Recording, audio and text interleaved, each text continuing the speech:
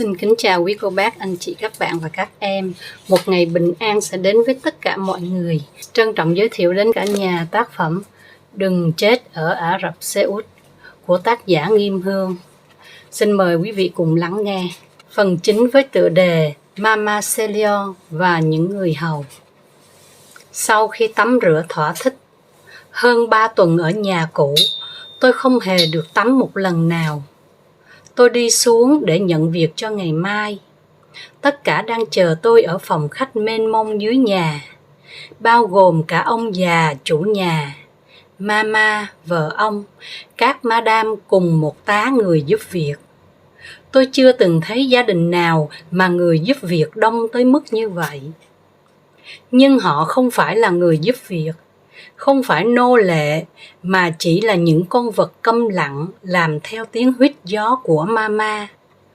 Tôi cũng sắp gia nhập đội quân ấy và chứng kiến vô số cảnh tượng gay cấn hơn bất kỳ bộ phim nào mà các nhà làm phim có giàu trí tưởng tượng tới đâu cũng khó nghĩ ra được.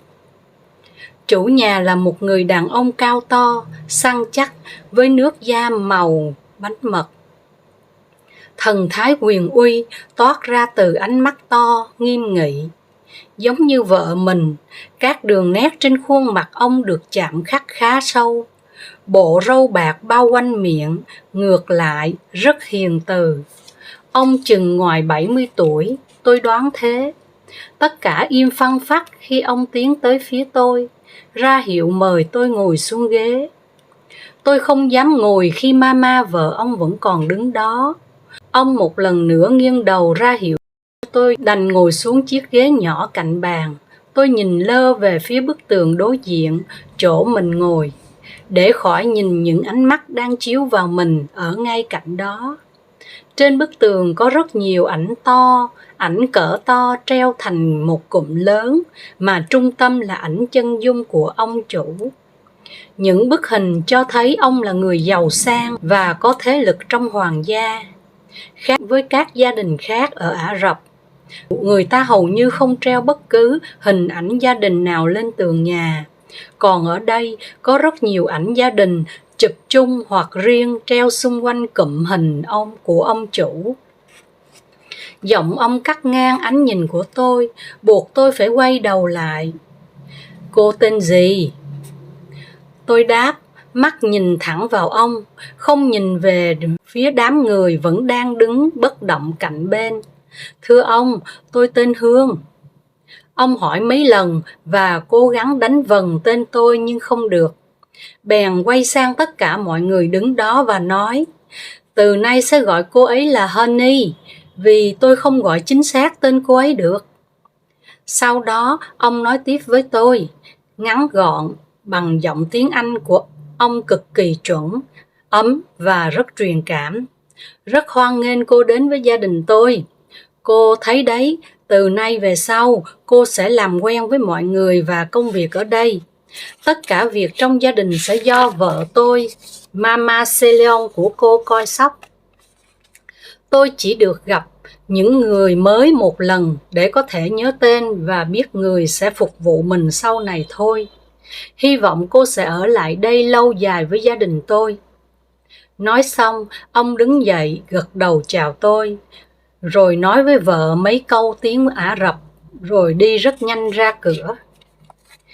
Khi ông đi rồi, Mama Celia gọi tôi lại. Bà nói một tràng, một đôi môi mỏng chuyển động như một lưỡi dao qua khóe miệng miếm chặt. Một cô con gái tiến tới và dịch lại cho tôi. Mẹ tôi nói bà không thích gọi cô là Honey. Mẹ tôi sẽ đặt tên cho cô sau. Bây giờ cô sẽ đi cùng với mẹ tôi và Saira để nhận công việc của mình. Mama Celia gật đầu, bước một cách dứt khoát đi trước. Một người phụ nữ thấp đậm, chắc nịch với đôi mắt to, mũi to và đôi môi dày đi ngay sau bà.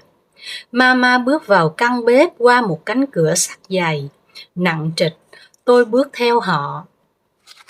Căn bếp sáng bóng, toàn bộ đồ dùng đều bằng inox, từ bàn sơ chế, bồn rửa, tủ treo tường, các bếp ga với các bộ hút mùi to phía trên đầu bóng loáng.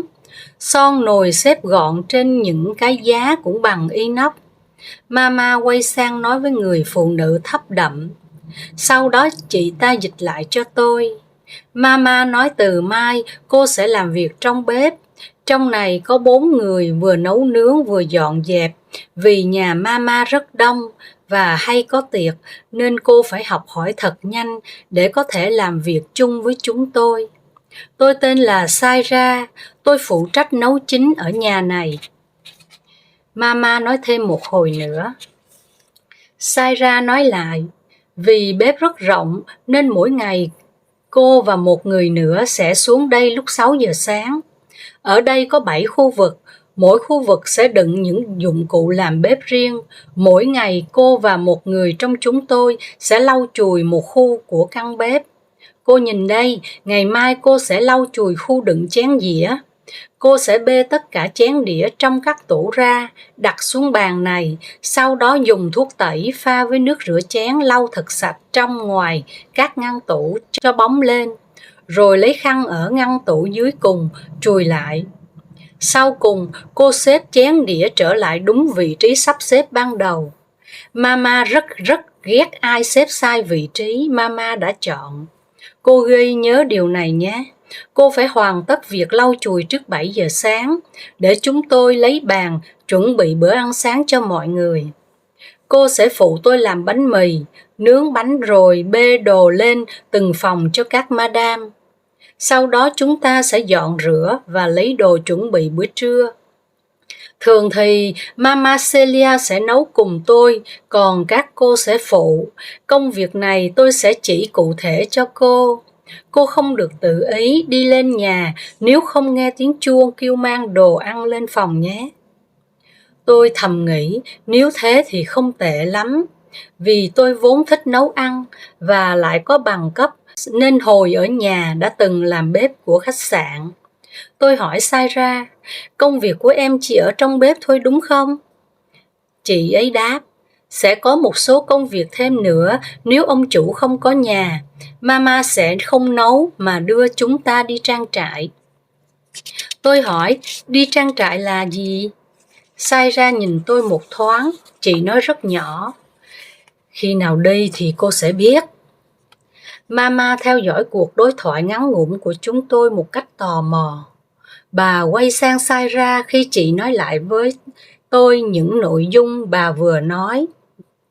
Bà gật đầu và bước ra khỏi bếp. Saira nói với tôi, giờ thì cô có thể đi nghỉ, sáng mai đúng 6 giờ cô phải có mặt ở đây, không được muộn 1 phút vì Mama rất đúng giờ. Tôi hỏi, vậy chị chưa đi nghỉ sao?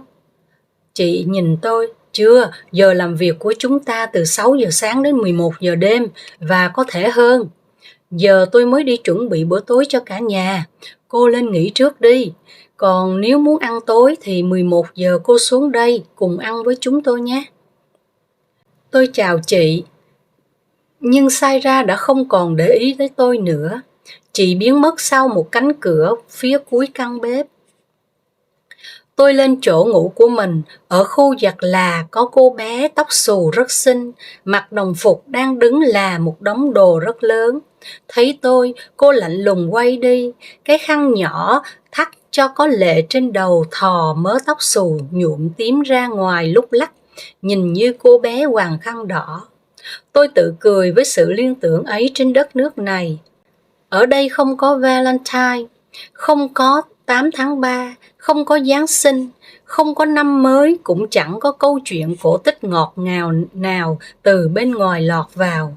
Chỉ có kinh Koran và lễ Ramadan là tất cả đối với họ.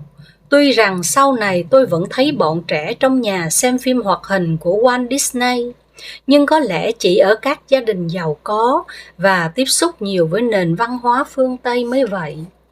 Ngay lúc này, cơn mệt mỏi xâm chiếm khiến tôi chẳng còn muốn ăn uống gì nữa, chỉ muốn chui vào đống chăn ấm áp kia và làm một giấc. Tôi tỉnh dậy khi nghe tiếng cửa cọt kẹt và tiếng chân bước ngoài cửa phòng. Nhìn đồng hồ đã hơn 5 giờ sáng, vậy là tôi đã ngủ không biết trời đất gì từ tối hôm qua. Thò ra khỏi cửa, tôi thấy khoảng 7-8 người đang ngồi ở chiếc đi văn phủ thảm dài ngoài hành lang để đợi vào nhà vệ sinh. Một chị lớn tuổi cũng rất xinh, nhìn thấy tôi thì cười thân thiện. Chào em, chị tên Karen, chị làm trong bếp cùng em. Tối qua chị mang đồ lên cho em thì thấy em ngủ rồi. Tôi cảm ơn chị. Cô bé tóc xù cũng ló đầu ra khỏi phòng bên cạnh. Tóc tai bù xù và gương mặt cáu kỉnh, cô cầm cái gáo múc nước gõ liên tục vào cánh cửa nhà vệ sinh. Có tiếng chốt cửa mở ra, một cô ốm nhách, đen xì thò ra. Cô tóc xù bất chấp mọi người xếp hàng trước mình, lĩnh luôn vào trong. Chị Karen nói, nó lúc nào cũng thế, em đừng lên tiếng nếu không muốn bị cào vào mặt nhé. Tôi nhìn cánh cửa nhà tắm mới đóng lại trước mặt mình và nghĩ sẽ ghi nhớ những lời chị Karen nói. Cô gái đen xì, ốm nhách với đôi môi dày đặc trưng của người châu Phi liếc tôi một cái. Ôm mớ quần áo bận đi tới chiếc đi văn. Cô đứng im trước mặt chị Karen, khuôn mặt không chút biểu cảm. Như đã quá quen, chị Karen đứng dậy ra chiếc ghế con gần đó ngồi xuống.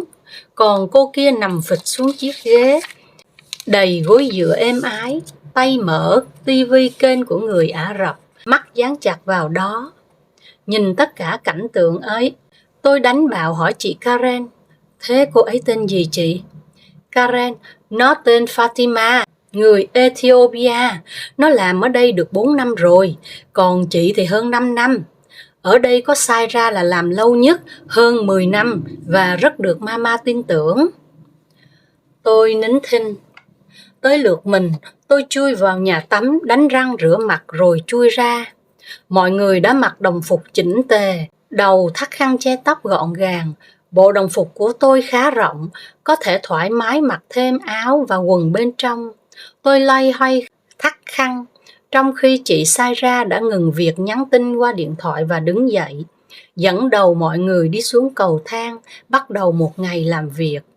Tôi chạy theo sau chót, tay vẫn thò ra sau gáy thắt nốt cái khăn chỉ chực tuột ra khỏi đầu vì nó quá nhỏ và ngắn so với mái tóc dày của tôi. Căn bếp tối om khi chúng tôi bước vào. Chị Saira bật đèn lên, bóng đèn sáng bừng căn bếp sạch sẽ. Đồng hồ trên tường chỉ đúng 6 giờ, Mama Celia xuất hiện ở cửa bếp phía sau, tay bà cầm một cái bình ô roa tưới cây. Bộ áo choàng đen lật phật theo từng bước chân bà. Đến trước mặt chúng tôi, bà nói với chị Saira, môi bà hầu như chỉ nhích lên một chút. Saira quay lại, Mama nói sau khi lau chùi xong, chúng ta sẽ đi trang trại. Mọi người không nói gì tản ra, tôi đi lấy dụng cụ lau chùi, bắt đầu từ khu tủ đựng ly tách, chén đĩa mà hôm qua Saira đã chỉ cho tôi. Nhìn thì có vẻ đơn giản, nhưng khi nhìn vào các ngăn tủ, tôi hoa mắt trước các loại ly xếp tầng tầng lớp lớp. Các hộc lớn và sâu để có thể chứa được những chiếc ly, chiếc dĩa cỡ đại. Quá nhiều nên tôi mới hiểu lý do Saira nói tôi dùng chiếc bàn sơ chế để xếp mọi thứ lên đấy. Cẩn thận, tôi dỡ chiếc tủ chứa ly ra trước, xếp theo thứ tự trước sau để khi cất lại không bị lộn. Nhìn mặt Mama, tôi không muốn có bất kỳ sơ suất nào. Dùng dẻ lau thấm nước rửa chén pha thuốc tẩy xong, tôi phải dùng khăn khô lau lại những vết nước khô in trên bề mặt inox. Sau đó rửa hết đống ly cốc chén trên bàn, lau khô rồi mới xếp trở lại ngăn tủ. Xong xuôi đã gần 8 giờ sáng. Fatima đi ngang qua tôi, tay xách xô, tay xách máy hút bụi. Cô để tạm mọi thứ ở góc bếp. Cạnh đó chị Saira đang giảng giải cho một cô gái nhỏ khoảng 7 tuổi, vô cùng xinh đẹp với những lọn tóc xoăn, buông xõa dài đến lưng về món bánh mì chị đang đổ trên bếp để ăn sáng. Cô bé nằng nặc đòi làm cùng. Bất đắc dĩ, Saira đeo cho cô bé một đôi găng tay nhỏ bằng cao su để bé có thể thỏa sức vọc bột bánh trong chiếc chậu của chị. Fatima đi tới, tôi gạt cô bé sang một bên và với tay lấy rổ bánh mì đã đổ xong được đậy kín bằng một miếng khăn xô dày, đẩy sang góc bàn gần bồn rửa. Cô bé phẫn nộ la lên: "Tôi ghét cô, Fatima, tôi ghét cô." Fatima chỉ nhún vai, lấy phô mai và mứt trong tủ trét vào miếng bánh rồi đứng dậy. Cô ăn bữa sáng của mình. Lần lượt chị Karen và cô tóc xù trên phòng giặt ủi cũng xuống bếp, lấy phần bánh của mình và đứng ăn ngon lành. Tôi không thấy Saira nói một câu nào với chúng tôi từ khi bắt đầu xuống bếp. Chị chỉ vô cùng dịu dàng với cô gái nhỏ đó thôi.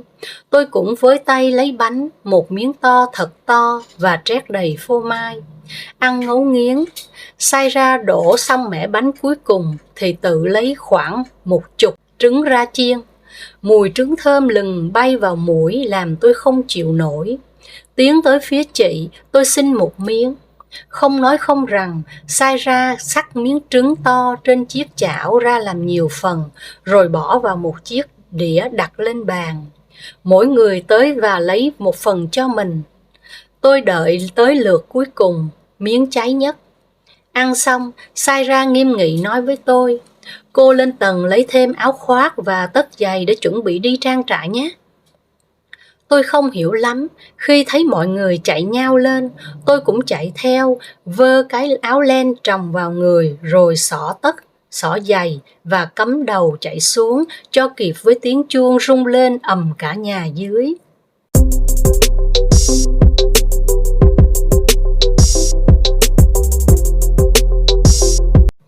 Phần 10. Trang trại đáng sợ.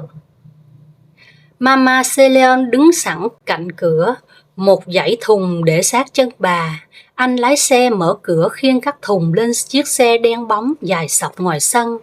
Mama nói gì đó với Saira, chị quay sang vẫy tôi.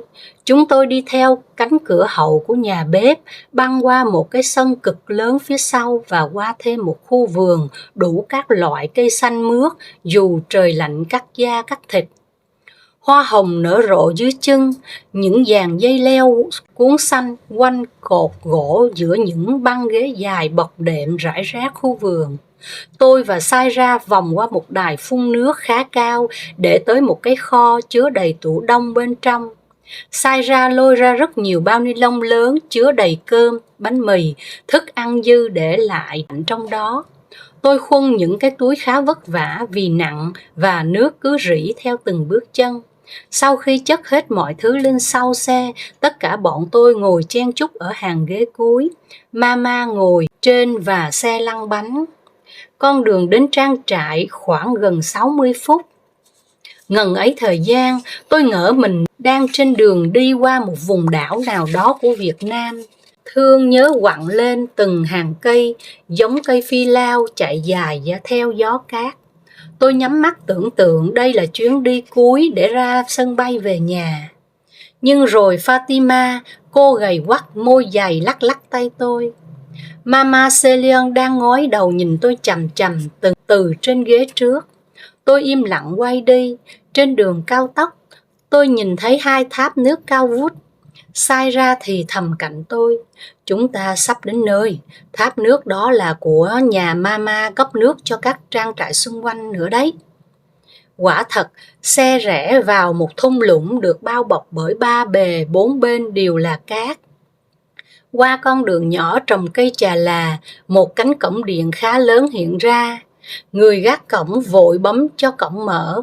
Như một cuốn phim quay chậm, chiếc xe từ từ chạy qua hai nhà máy với những công nhân đang nấp tấp nập đóng hàng, chất lên những chiếc xe tải đậu đầy sân.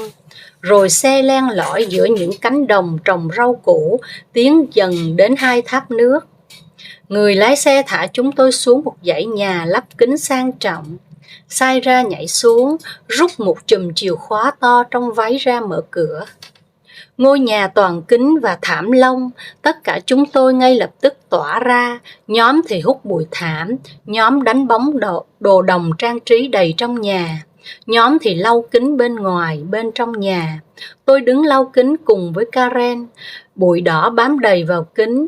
Chúng tôi phải lấy vòi xịt nước rửa toàn bộ bên ngoài dãy nhà, rồi mới có thể lau chùi được.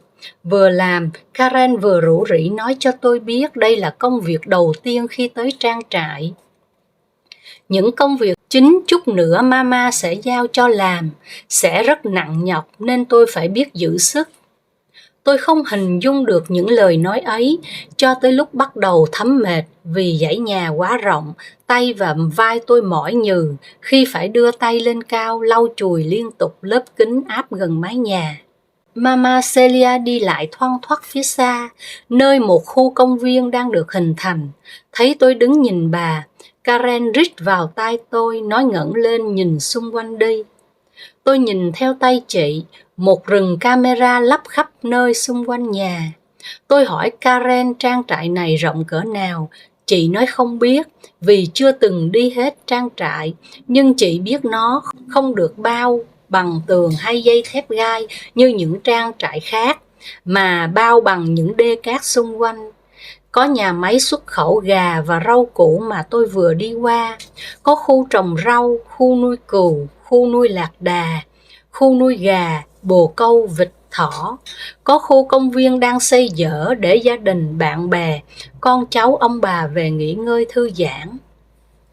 Tôi ngẩn ngơ nhìn rừng chà là hiện ra sau nhà, những hàng cây đều thẳng tắp tắp, trải dài ngút mắt không biết đâu là nơi kết thúc. Trang trại quá rộng, thấp thoáng những người đàn ông da đen thoăn thoắt, phía bãi đất đang trồng cây non bên cạnh công viên, có tiếng còi rất to vang lên phía Mama Celia đang đứng. Karen kéo tay tôi chạy thật nhanh ra chỗ bà. Không kịp thở, tôi và Saira chạy theo khi bà ngoắt tay về phía chúng tôi. Số còn lại được một người đàn ông Ấn Độ đẹp trai phân biệt. Mama Celia đi rất nhanh về phía dãy nhà trước mặt. Bà rẽ vào mở một cánh cổng nhỏ ngay đầu khu nhà. Tôi bước vào một khu chăn nuôi với 3 dãy nhà khép kín hình chữ U. Khoảng sân ở giữa được đào thành một cái ao cạn không có nước.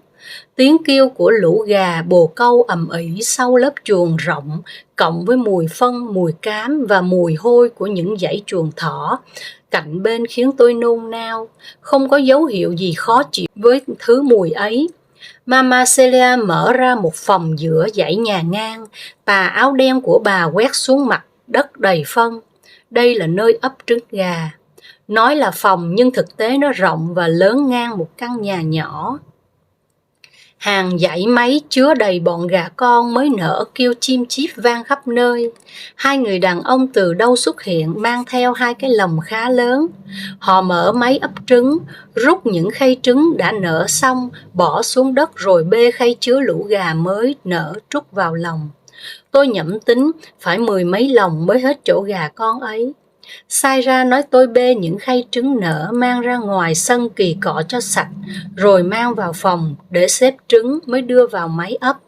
Tôi bê những cái khay dính đầy phân máu trứng không nở thối rình, và cả những con gà chết bám chặt trong khay ra ngoài. Mùi tanh bốc lên khi tôi xịt nước và chà bằng tay từng khay một. Nôn thốc nôn tháo, tôi cố gắng bốc hết phân gà và lông gà ra khỏi khay ấp. Lưng tôi mỏi nhừ và Mama thì quát ầm ĩ sau lưng. Chắc do tôi không biết cách nên chậm trễ thì phải. Sau khi mang hết những khay ấp trứng vào bên trong, tôi và Saira cùng với một người đàn ông nữa ngồi trước một dãy sọt lớn đựng trứng. Chúng tôi lựa trứng xếp vào các khay phân loại kích cỡ, rồi 3 người đàn ông khác cùng Mama Celia xếp ngược trở lại vào các khay và cho vào máy ấp trứng. Đích thân Mama điều chỉnh nhiệt độ trong các lồng ấp. Sau đó tất cả chúng tôi khiêng các lồng gà mới nở ra ngoài và thả đám gà con xuống cái ao cạn trước sân. Mama Celia cầm một cái vòi nước khá lớn. Bà mở van và xịt thẳng vào đám gà bên dưới. Tôi lấy tay bụm chặt miệng lại. Bọn gà không biết chạy vào đâu trong cái lồng đào sẵn ấy. Chúng kêu chim chíp và táo tác nhảy loi choi hoặc ngã dúi dụi khi bị nước xịt thẳng vào người. Xịt một hồi khá lâu, Mama ra hiệu cho ba người đàn ông kia hốt đám gà trở lại lồng, mang lên sân phơi giữa cái nắng lạnh ngắt.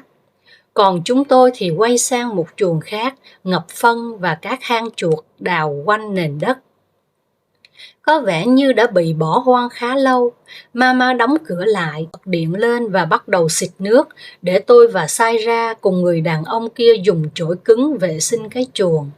Những con gà lỡ chết khô nổi lên bền trong đám phân ngập tới mắt cá, cùng với đám chuột tuôn ra từ những hang hốc sát chân tôi, khiến tôi vừa nhảy vừa la khóc vì quá sức chịu đựng.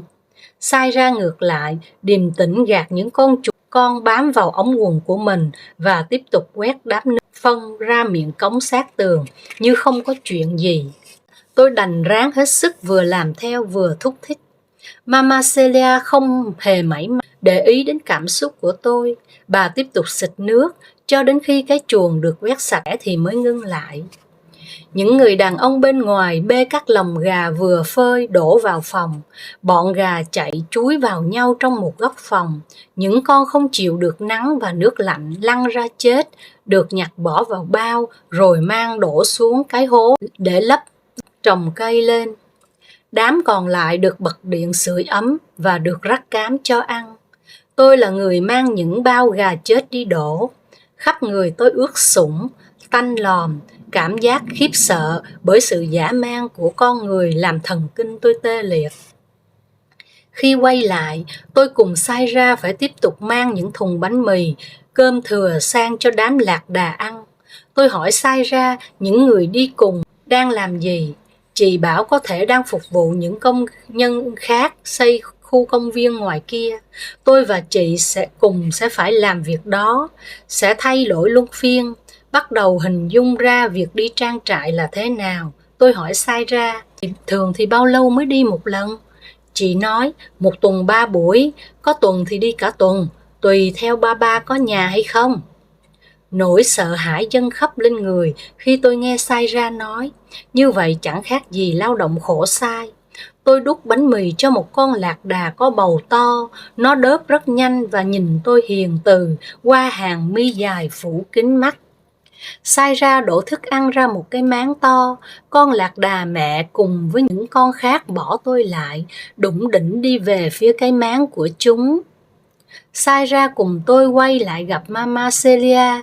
Chị có vẻ thuộc lòng tính tình và thời gian biểu của Mama nên tìm thấy bà rất nhanh ở phía sau trại gà, nơi bà đang chỉ việc cho những Sakala khác đang thu hoạch dưa chuột, cà chua và xếp chúng đúng cách vào những khay nhựa đang lỗ và có nắp đậy. Bà quay lại nói với Saira vài câu ngắn gọn. Chị gật đầu rồi ngoắt tôi đi về phía dãy nhà mới xây cạnh đó. Trong đó chứa đầy xe cút kít cùng các dụng cụ xây dựng.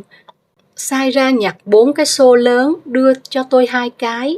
Chị đưa thêm cho tôi một con dao và một cái liềm rồi bảo, bây giờ chúng ta làm cỏ ở vườn rau riêng của Mama rồi nghỉ trưa. Buổi chiều chúng ta sẽ đào hố để đổ đất và phân, trồng cây ở phía mới mở thêm của trang trại bên kia. Tôi lê theo chị và không hiểu Saira có thể lấy đâu ra năng lượng để làm việc liên tục như vậy mà không thấy mệt mỏi. Chúng tôi tiến về phía rìa của vườn trà là, sát cạnh đó là một vườn rau khá lớn, đầy đủ không thiếu một loại rau nào trừ rau muống, hành, mùi tàu, thì là hẹ, rau húng quế, húng chó, ớt, cà chua, bí đỏ, rau ngót, rau dền cơm, dền đỏ, mọc từng hàng dài trong vườn. Chúng được chăm sóc khá cẩn thận, tươi tốt. Ở một ô đất rộng gần cuối vườn, cỏ mọc lên khá cao xen với đám hẹ đã ra bông. Saira chỉ cho tôi cách nhổ sạch cỏ mà không nhầm với hẹ. Tôi khá vất vả mới nhổ xong được một góc. Lưng tôi mỏi nhừ khi làm sạch xong cỏ và dồn vào xô mang đi đổ. Saira tiếp tục dùng liềm cắt hẹ bỏ vào xô. Lèn chặt 4 xô hẹ xong, chị ra sau gốc trà là, lôi ra 2 cái cuốc và bảo tôi cuốc toàn bộ ô đất lên để rải phân chuẩn bị trồng lớp mới. Đất khá dễ cuốc vì có cát bên dưới, dù vậy bàn tay tôi vẫn đau rát do cán cuốc cọ vào lớp nứt cũ trong lòng bàn tay. Sai ra vẫn lầm lì làm, chị kiệm lời, chỉ ra hiệu là chính. Chắc ở với mama lâu ngày nên chị bị ảnh hưởng chăng? Hay tính cách chị vốn đã thế? Tôi nói với chị, ở đây không được phép nói nhiều phải không chị? Sai ra nhìn tôi nhỏ nhẹ. Nếu có thể không nói nhiều thì nên thế. Còn con người tôi là như vậy, cô sẽ phải chấp nhận để làm việc chung. Cũng như tôi sẽ chấp nhận con người của cô. Tôi là đá, là thép, vì tôi phải tồn tại để kiếm tiền nuôi các con đang học đại học. Tôi có thể hy sinh hết tính mạng, danh dự của mình để các con tôi có thể trưởng thành theo một cách đầy đủ và tốt nhất. Cô sẽ thấy khó chịu khi tôi bảo vệ quyền lợi của mình ở trong nhà này, và ở đây mọi người đều thế. Cô cũng nên thế. Tôi khuyên cô không nên tin bất kỳ ai, kể cả tôi, cho dù có lúc tôi sẽ giúp đỡ cô. Tôi im lặng, cổ họng nghèn nghẹn. Sai ra mà nói thế thì có lẽ đúng là thế thật. Vẻ vững vàng trong câm lặng của chị làm tôi tin tưởng. Tôi tiếp tục công việc trong yên lặng cho đến lúc nghỉ trưa. Mọi người tụ tập ở phòng bếp trong căn nhà kính, ai cũng bận thỉu, mệt mỏi, khăn áo tả tơi. Fatima ngáp ngắn ngáp dài, hơi thở thối rình của cô làm tôi suýt nôn. Chúng tôi chuẩn bị bê đồ ăn lên cho mama và các madam trên phòng khách, rồi quay xuống bày đồ ăn ra cho mình. Các madam đang khoe nhau những tấm ảnh selfie ở khắp nơi trong trang trại. Họ trang điểm khá đậm, nhất là đôi mắt, được họ trau chuốt khá kỹ càng, chỉ để chụp ảnh, và họ thích thú khi đưa những hình ảnh ấy lên mạng xã hội, như một sự thách thức ngấm ngầm với sự bó buộc mà họ đang thực hiện dưới danh nghĩa sùng đạo. Nhìn họ, tôi nhớ ra đã rất lâu tôi bị cắt đứt liên hệ với gia đình và thế giới ngoài kia bởi sự phong tỏa của chính họ.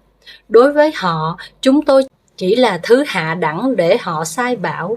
Chúng tôi không được phép có cảm xúc, không được tỏ ra có hiểu biết hơn họ. Đau xót khi nhận ra điều đó, tôi quay xuống bếp ngồi bệt dưới đất, dựa vào chân bàn, mắt nhắm lại, không còn muốn ăn, cho dù đói rã rời vì làm như trâu. Có người lay vai tôi, Karen đang cúi trước mặt. Chị đưa cho tôi một đĩa cơm to và với rau và trứng chiên. Nhìn chị biết ơn, tôi cố nuốt vì biết buổi chiều sẽ còn nhiều việc đang đợi. Phía sân bên kia căn bếp, tôi nhìn thấy một đám đông đàn ông đang ngồi ăn uống, chuyện trò rôm rả. Những người lái xe của gia đình ngồi tách riêng ở một góc khác.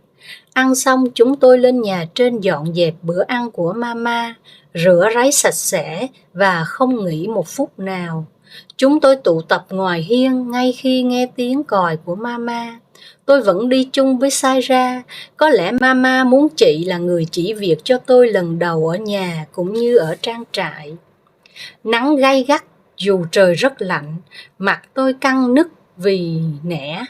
Môi tôi tróc từng mảng, bật máu, tay chân cũng vậy. Saira quay trở vào cái kho lúc sáng, đẩy ra 2 xe cút kít và 2 cái xẻng.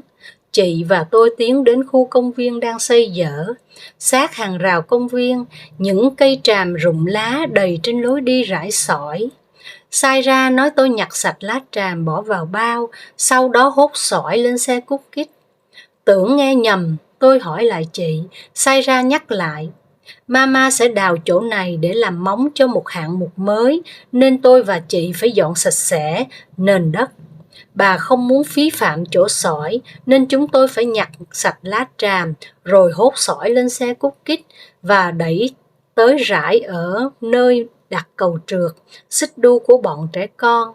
Ngao ngán tôi ngồi xuống vơ lá bọc vào bao mà Saira đã chuẩn bị sẵn.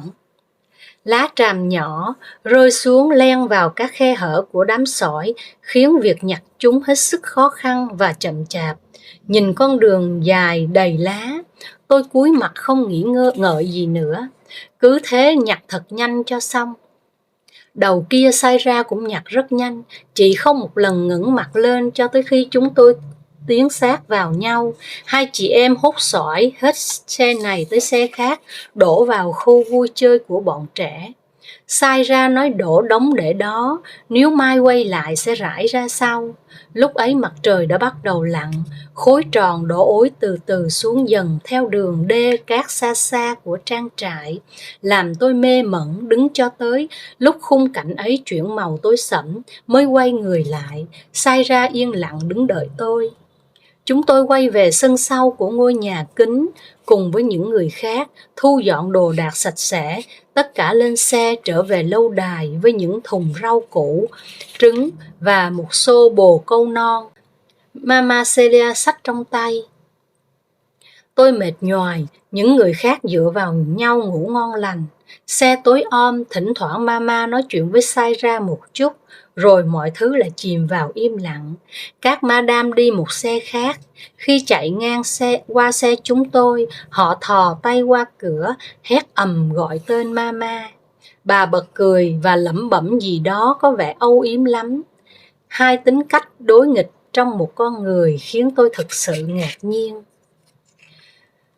Phần 9 và phần 10 xin được phép dừng lại ở đây. Hẹn gặp lại quý vị vào lúc 5 giờ 30 sáng trên kênh Cô Khanh đọc truyện và lúc 20 giờ trên kênh Truyện Mới Mỗi Ngày. Xin chào.